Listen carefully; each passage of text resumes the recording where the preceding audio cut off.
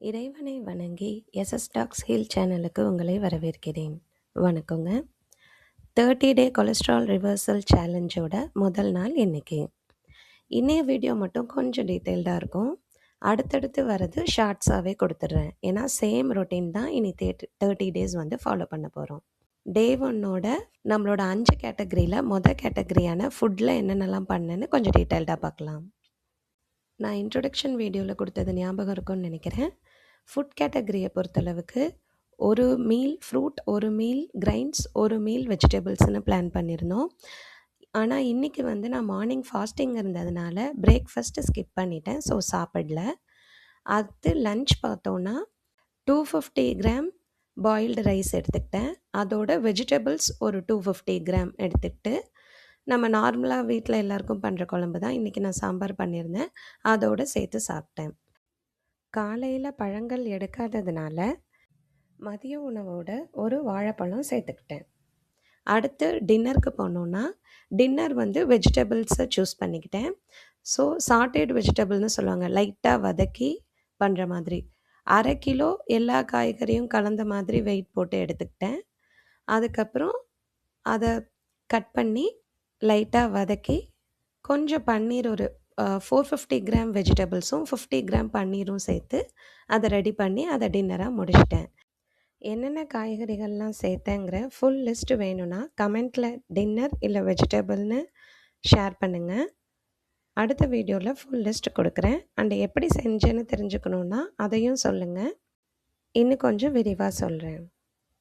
இடையில ஸ்நாக்ஸ் தேவைப்பட்டுச்சு. இடையில ஒரு சின்ன பசி இருந்துச்சு. அப்போ வந்து ஒரு உப்பு கடலை இருக்குல்ல, அது வந்து இடையில எடுத்துக்கிட்டேன். யூஸ்வலாக ஃப்ரூட்ஸ் சாப்பிட்டா அதுக்கப்புறம் பசிக்கும். இன்றைக்கி நான் மார்னிங் எதுவும் எடுத்துக்கல, அதனால் இதில் காமிக்கல. ஸோ அடுத்தடுத்த டேஸ் வந்து மார்னிங் ஃப்ரூட் எடுத்தால் கொஞ்ச நேரத்தில் திரும்ப பசிக்கும். ஸோ அந்த கேப்லேயும் ஏதாவது ஒரு ஃப்ரூட்ஸ் எடுத்துக்கலாம், இல்லை ஏதாவது ஒரு ஜூஸ் மாதிரி மோர் மாதிரி நீங்கள் எடுத்துக்கலாம். இன்றைக்கி நான் அது எதுவும் ஃபாலோ பண்ணல, ஏன்னா மார்னிங் பிரேக்ஃபாஸ்ட் நான் ஸ்கிப் பண்ணதுனால. அடுத்து 2வது கேட்டகரி ஃபாஸ்டிங். நைட்டு டின்னர்லேருந்து மார்னிங் பிரேக்ஃபாஸ்ட் வரைக்கும் இருக்கிற டைம் 12 ஹவர்ஸ் மெயின்டைன் பண்ணணுன்னு சொன்னேன். இன்றைக்கி நான் விரதம் இருந்ததுனால 12 ஹவர்ஸ் ப்ளஸ் 4 ஹவர்ஸ் கிட்டத்தட்ட 16 ஹவர்ஸ் ஃபாஸ்டிங் இருந்துட்டேன். ஸோ செகண்ட் கேட்டகரியும் கம்ப்ளீட்டட் சக்ஸஸ். ஃபர்ஸ்ட் கேட்டகரி ஃபுட்டும் கம்ப்ளீட்டட் சக்ஸஸ். அடுத்து தேர்ட் கேட்டகரி மூமெண்ட்ஸை பொறுத்தளவுக்கு அதில் 2ஆக பிரிச்சிருந்தேன். வாக்கிங் ஒன்று, எக்ஸசைஸ் ஒன்று. மார்னிங் கொஞ்சம் ஒர்க் இருந்ததுனால ஈவினிங் வாக்கிங் போனேன். ஈவினிங் வாக்கிங் 30 மினிட்ஸ் கம்ப்ளீட் பண்ணிட்டேன் சக்ஸஸ்ஃபுல்லாக. அடுத்து எக்ஸசைஸ் பார்த்தோன்னா, நான் யோகா கற்றுக்கிட்டதுனால வாழ்க வளமுடன் கேள்விப்பட்டிருப்பீங்க, வேதாத்ரி மகரிஷி. ஸோ அந்த ஸ்கை யோகாவில் சொல்லிக் கொடுத்த எக்ஸசைஸ் எனக்கு தெரியும். அதனால் அதை நான் கம்ப்ளீட் பண்ணேன். அது 30 to 40 மினிட்ஸ் பண்ணுற மாதிரி இருக்கும். அண்டு உங்களுக்கு வேணும்னா கூட நீங்கள் யூடியூப்பில் வந்து ஸ்கை எக்ஸசைஸ்னு கொடுத்தீங்கன்னா, SKY ஸ்கை எக்ஸசைஸ் அப்படின்னு கொடுத்தீங்கன்னா, அது என்னென்னா சிம்பிளிஃபைடு குண்டலினி யோகான்னு சொல்லுவாங்க. யூடியூப்பில் நீங்கள் போட்டிங்கனாலே அது வரும். ஸோ அதை பார்த்து நீங்கள் பண்ணலாம்.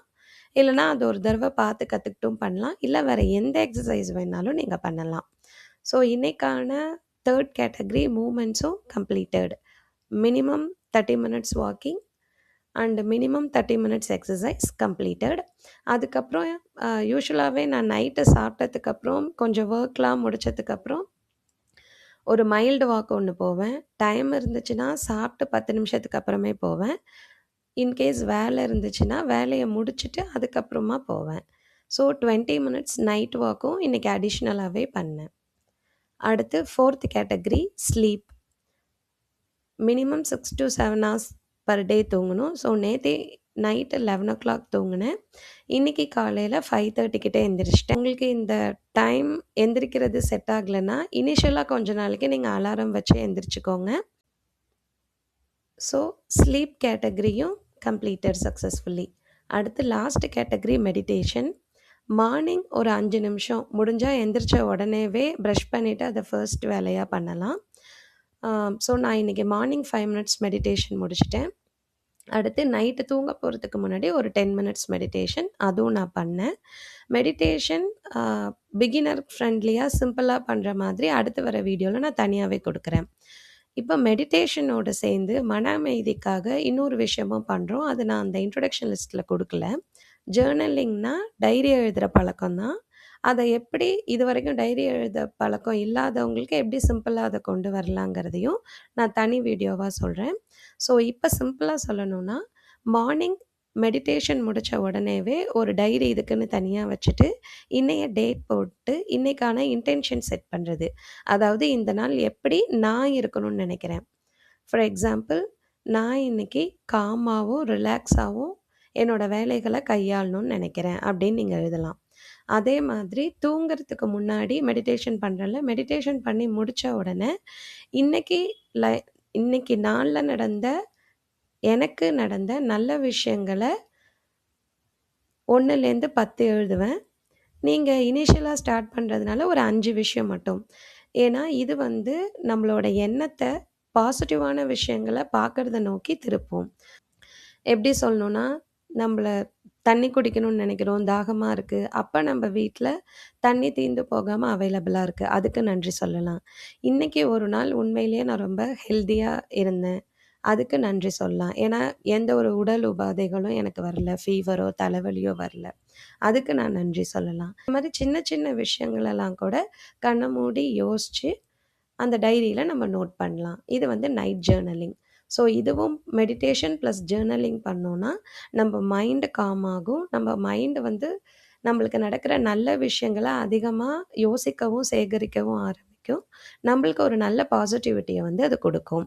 இன்னும் கொஞ்சம் டீட்டெயில்டாக கூட தனியாக வீடியோவில் ஜேர்னலிங் எப்படி எப்படி பண்ணலாம், என்னென்ன டைப்ஸ் அதில் இருக்குங்கிறத அதுக்கப்புறம் கொடுக்குறேன். உங்களுக்கு விருப்பம் இருந்தால் கூட கீழே கமெண்ட் செக்ஷனில் சொல்லுங்கள். ஸோ இன்றைக்கான 5 கேட்டகரியும் சக்ஸஸ்ஃபுல்லாக கம்ப்ளீட் பண்ணியாச்சு. ஸோ இதே 5 விஷயங்களை தான் இனி 30 நாளைக்கு ஃபாலோ பண்ண போகிறோம். இது நாளுங்கிறதுனால கொஞ்சம் டீட்டெயில்டாக கொடுத்துருக்கேன். இனி வர நாட்களில் கம்ப்ளீட் பண்ணனா இல்லையா, என்னென்ன ஃபுட் எடுத்துக்கிட்டேங்கிறத ஷார்ட்ஸாகவே கொடுத்துட்றேன். அப்போது உங்களுக்கு பார்த்துக்கிறதுக்கு ஈஸியாக இருக்கும். தேங்க்ஸ் ஃபார் வாட்சிங். வாழ்க வளமுடன், வளர்க அறத்துடன்.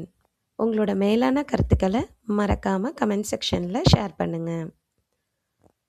நன்றி, வணக்கம்.